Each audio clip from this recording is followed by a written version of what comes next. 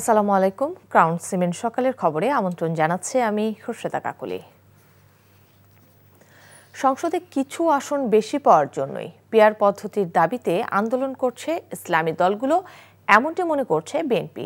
একই সাথে নির্বাচন বাধাগ্রস্ত করতেই এই আন্দোলন বলেও দাবি তাদের। তবে জামায়াতে ইসলামী বলছে, যারা পিআর পদ্ধতি ও জুলাই সনদ বাস্তবায়ন চায় না তারাই প্রকৃতপক্ষে সুষ্ঠু নির্বাচনের অন্তরায়। আর আন্দোলন নয়, আলোচনার টেবিলেই দাবি আদায়ের একমাত্র পন্থা হওয়া উচিত বলে মনে করছেন নির্বাচন বিশেষজ্ঞরা। ওবায়দুল্লাহ মামুনের রিপোর্ট। ত্রয়োদশ জাতীয় সংসদ নির্বাচনে জুলাই সনদ বাস্তবায়ন, উচ্চকক্ষ ও নিম্নকক্ষে পিআর পদ্ধতির দাবিতে যুগপৎ আন্দোলনে নামছে জামায়াত ইসলামী সহ ইসলামপন্থী 3টি রাজনৈতিক দল।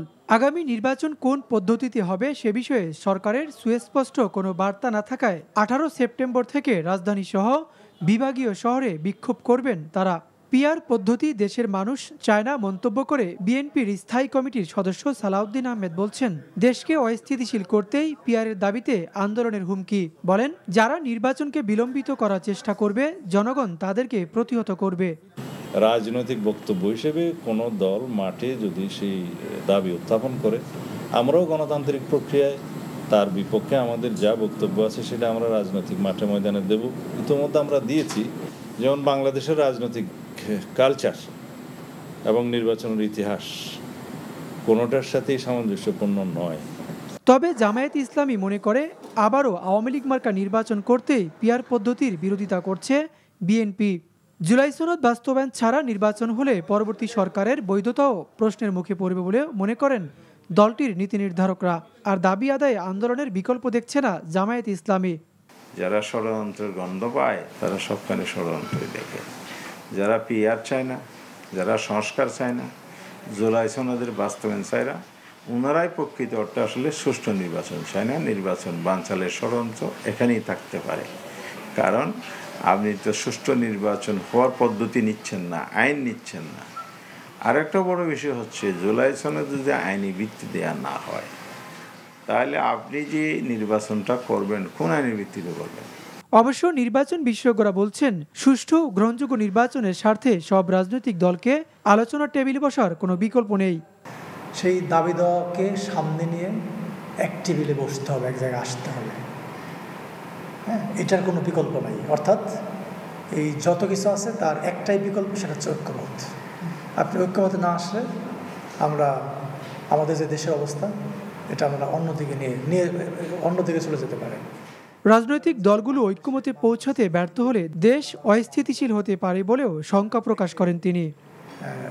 Obaidullah Mamun, NTV news, Dhaka. রাজশাহী বিশ্ববিদ্যালয়ের কেন্দ্রীয় ছাত্র সংসদ, রাকসু হল সংসদ ও সিনেট ছাত্র প্রতিনিধি নির্বাচনে প্রার্থীদের প্রচারণা জমে উঠেছে। সকাল থেকে রাত পর্যন্ত ব্যস্ত সময় কাটছে প্রার্থীদের। অনেক শিক্ষার্থী ক্যাম্পাসের বাইরে বিভিন্ন মেসে থাকায় মঙ্গলবার বিকালের পর থেকে প্রার্থীরা গিয়েছেন তাদের দ্বারে দ্বারে।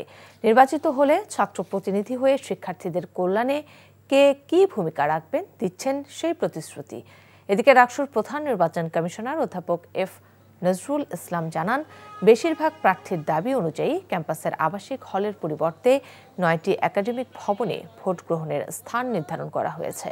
এজন্য 17টি কেন্দ্র এবং 990টি বুথ স্থাপন করা হবে। আগামী 25শে সেপ্টেম্বর ভোট গ্রহণ শেষে ব্যালট বাক্স বিশ্ববিদ্যালয়ের কাজী নজরুল ইসলাম মিলনায়তনে নেওয়া হবে এবং সেখানেই ভোট গণনা করা হবে।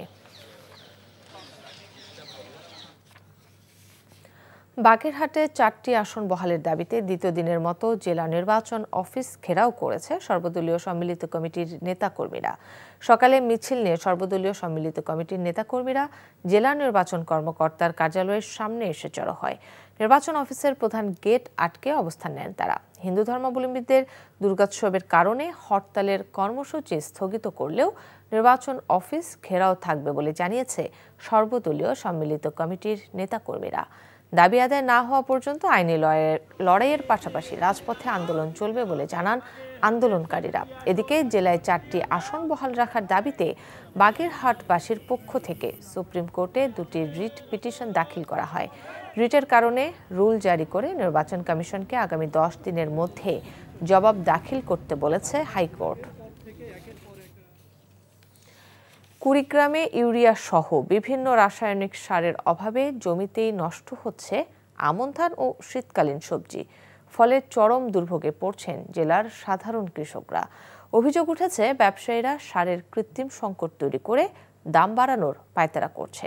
কুড়িগ্রাম থেকে হাসিবুর রহমান হাসিবের পাঠানো রিপোর্ট। দিগন্ত বিস্তৃত মাঠ জুড়ে চলছে সোনালী রোপা আমন ধানের চাষ। এরই সাথে চলতি বছরে বন্যা আর ভারী বৃষ্টি না হওয়ায় চরাঞ্চলে বেড়েছে আগাম শীতকালীন সবজির চাষ। তবে কৃষকের এই চাষাবাদে বাদ সেধেছে রাসায়নিক সারের সংকট। দিনে দিনে এই সংকট যেন আরও তীব্র হচ্ছে। সারের ডিলারের কাছে ধর্ণা দিয়েও পর্যাপ্ত সার পাচ্ছেন না তারা। আবাদ কিস্তি করবো, এখন সার পাচ্ছি না, বাজারে গেলে সার নাই, দ্বিগুণ দামে সার কিনতে হচ্ছে। গোডাউনে যাই ডিলারের কাছে পর্যাপ্ত সার থাকার পরেও আমাদেরকে বলতেছে সার নাই। প্রতি কেজি টিএসপি বিক্রি হচ্ছে 42 টাকা দরে, প্রতি কেজি ডিএপি 35 টাকা এবং প্রতি কেজি ইউরিয়া 34 টাকা খুচরা বিক্রি হচ্ছে। দাম আগের তুলনায় দ্বিগুণ, সার বিনা ধান ক্ষেত নষ্ট হয়ে যাচ্ছে। অভিযোগ উঠেছে আমনের মৌসুম শুরুর সাথে সাথে জেলায় ইউরিয়া, টিএসপি এবং ডিপিএ সারের কৃত্রিম সংকট দেখিয়ে চড়া দামে বিক্রি করছে কিছু অসাধু ব্যবসায়ী। ফলে বিপাকে পড়ছেন চাষিরা। এদিকে রাসায়নিক সারের কোনো সংকট নেই বলছে জেলা কৃষি বিভাগ। সারের কোনো সংকট নেই। আমাদের যে সার আছে আমাদের প্রতিটি পয়েন্টে আমাদের কর্মকর্তাদের মাধ্যমে কৃষকদের মাঝে সুষ্ঠুভাবে বিতরণ করার প্রক্রিয়া চালিয়ে যাচ্ছি। বিভিন্ন জায়গায় সারের সংকটের কথা শোনা যায়, যেটি বিশেষ করে যারা খুচরা ব্যবসায়ী তারা একটি কৃত্রিম সংকট তৈরির প্রক্রিয়া করতে পারে। সেক্ষেত্রে আমরা সজাগ আছি। জেলা কৃষি অধিদপ্তরের তথ্য মতে জেলায় বিসিআইসির সার ডিলার 94 জন আর বিএডি এর সার ডিলার 116 জন। 2025-26 অর্থ বছরে সেপ্টেম্বর মাসের চাহিদা রয়েছে প্রায় 8000 মেট্রিক টন রাসায়নিক সারের। চাহিদা অনুসারে সারের যোগান রয়েছে বলে দাবি করছে কৃষি অধিদপ্তর। NTV news desk. সকালের খবর এটুকুই। এই খবরের ভিডিও সহ আপডেট জানতে ভিজিট করুন এনটিভি অনলাইন www.ntvbd.com। এছাড়াও এনটিভির জনপ্রিয় সব অনুষ্ঠান ও খবরের আপডেট জানতে ভিজিট করুন আমাদের ইউটিউব ও ভেরিফাইড ফেসবুক পেজ। 12টায় মধ্যাহ্নের খবর দেখার আমন্ত্রণ রইল। ধন্যবাদ সবাইকে।